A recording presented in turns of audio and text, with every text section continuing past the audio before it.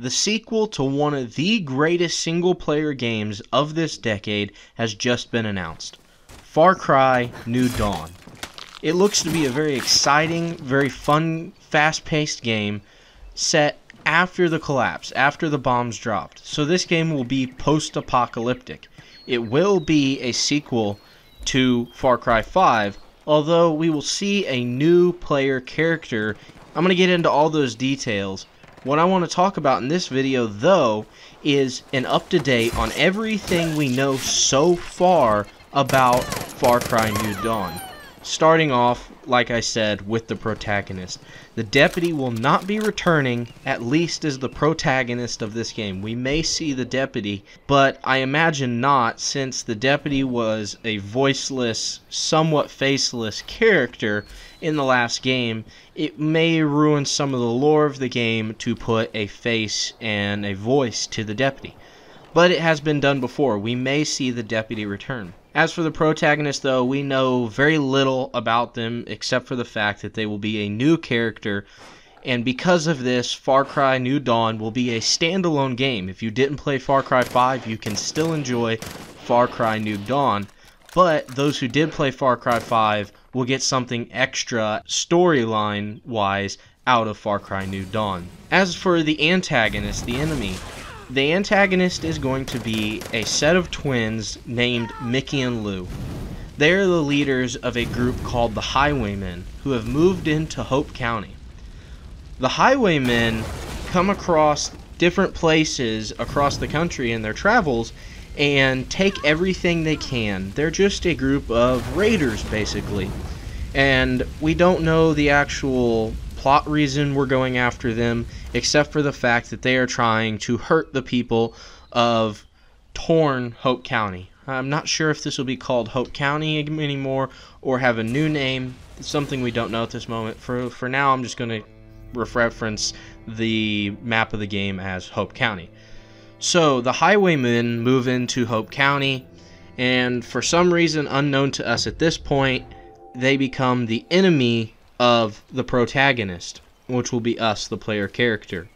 The developers were excited to kind of put a set of twins in, hoping that it would give a kind of change dynamic to the enemy, since we have two people who can sort of act as one at times.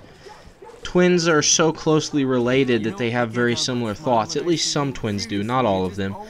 But I think that's what we're going to see in New Dawn, is a set of twins with similar thoughts, but also twins who can act on their own and sometimes surprise us. They wanted a very unpredictable antagonist to this game, and I think with the twins, they will be able to achieve that. That's all we really know so far, though, about the antagonist, but that doesn't mean that's all we know. What we do know about the setting of the game, though, is that, of course, it will be post-apocalyptic. Happens after the collapse. The nuclear bomb that went off in the end of Far Cry 5, which I'm assuming at this point will be the canon ending, the resist ending, where the bomb goes off. This game will take place 17 years after that. And that means that there will be some returning characters from Far Cry 5 and some not returning characters.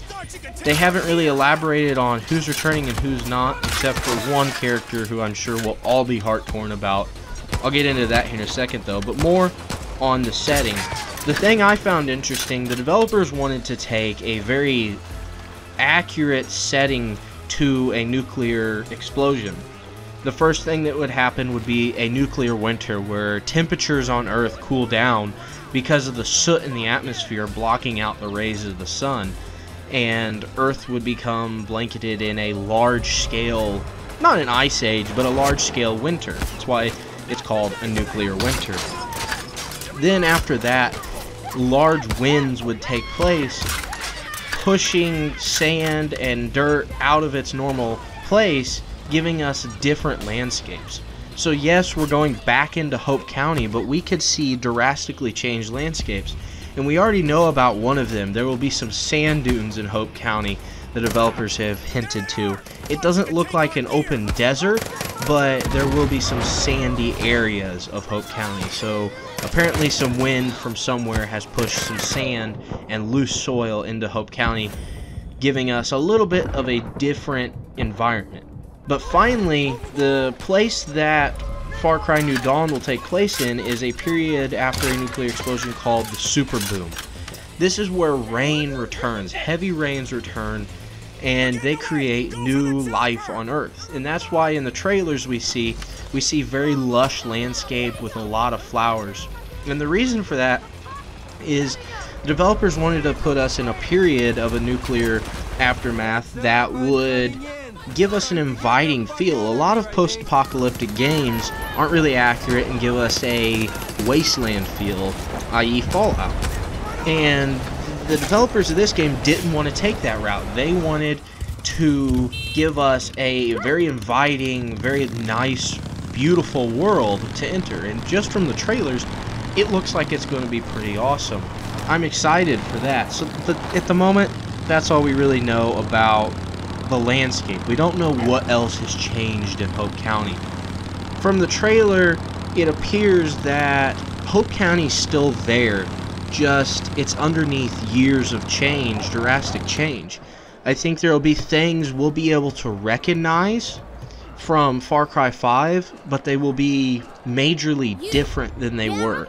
I'm interested to see places such as Falls End, the Yes sign, the statue of the father, places like that. What's happened to them? It seems as if, though, no nuclear bombs directly hit Hope County. It's only being affected by the fallout from the nuclear bombs. And another thing about Fallout, I'm kind of curious how radiation will play in this world. They've gone super accurate, so I have a feeling radiation will be kind of accurate to how it would really happen, and 17 years isn't a lot of time for radioactive material to half-life and degrade, but I'm not sure what route they'll take there as far as radiation goes. Again, i.e. Fallout. Will it be a style like that? Will we really not be affected by radiation? Not sure what's going to happen with that yet. Something I look forward to seeing. Another return will be the guns for hire, and at the moment we don't know any of these guns for hire, who they are, what they do, if they're returning from Far Cry 5 or not. We do know the two new things for hire. We know that there will be a dog called Timber who can now ride in our vehicles, something they listened to from what people wanted in Far Cry 5, the aggravation that Boomer could not get in your truck or your car and go places with you. It was a real big disappointment. They've rectified that. Timber can now ride in vehicles with us. And Horatio, which is a warthog. The sad news, I guess, about a character, this is the best place to put it in, is going to be Boomer. Sadly, Boomer will not be around anymore. The developers have said directly that Boomer is dead. It's 17 years later. Boomer was already at least a 5-year-old dog. Maybe a little younger, but still, not a lot of dogs can make it to 20 years. They can, but in a changed world, it wouldn't really be expected for Boomer to have made it this long. So the developers did say Boomer is gone, sadly. That's the news I had earlier that I said would probably break everybody's hearts, because I know it did mine. Now as for POIs and places we know about in the new world, we know about one that will be there. It's a place called Prosperity, which sort of looks like a rubble-built camp where survivors have gone to try to rebuild life. It will be the player's home, their main base, and their place to bring rescued civilians and people who just need help. Sounds like it will just be our general base of operations in the new Hope County. We don't know much about it except for just how it looks a little bit. What we'll really be able to do there, don't really know up to this point. But we do know that Prosperity will be the player's home. Something else is we'll be able to see other places besides Hope County in this game. At Prosperity, there will be a chopper that can take us on expeditions to other places in the world. Not sure what these places are yet, but it'll be interesting to see the developers' take on other locations in the world and how the collapse affected them, because we've only really seen up to this point Hope County in the modern age of the United States. So it'll be interesting to see how other things changed. I'm also interested to see if some of these expeditions will take us back to places we've seen in previous games. I'm not sure, but it'd be interesting to see places that we visited in, say, Far Cry 4 after a nuclear apocalypse. And finally, the biggest piece of news, and the real reason I believe this game was created: the return of the Father. The Father is alive. We don't know about the deputy, like I said before, but I believe the deputy is still there in some capacity, just from how it looks. I'm not sure if we'll even meet the deputy, but the deputy plays some role in this game, I have a feeling. The Father, though, plays a large role. I think we will definitely meet up with the Father again. The question is at this point, is he protagonist? Is he antagonist? Do we have to team up with him to stop the highwaymen? Or is he just another enemy? Or will he really play that big of a role in the story at all? Or will he just kind of be an Easter egg to what happened and how everything in Hope County got to be where it was after the collapse? Like I said, the Father's the reason I believe this game was made. I believe that back when Far Cry 5 was released earlier this year, a lot of players had questions and doubts about the real story. And if you still do, you can watch my last video about it where I go really in detail about the story and explain it all to you, which will really make a lot more sense now that New Dawn is out, and give you a better explanation of to why this game is coming out, in my opinion at least. I may be wrong, and I'm glad that they created this game, because now I'll know if I'm right or wrong through the new lore of this game. It's no longer going to be theories or stipulations. I'm really curious, and that's why I'm really excited for this game, is just to answer the questions that we were left with in Far Cry 5. Such as, really, was the Father right? Or was he crazy? Is he truly the hand of God who has to set back out to rebuild the world? Or is he just as crazy as he was in Far Cry 5 and not really going to be much help in the new world?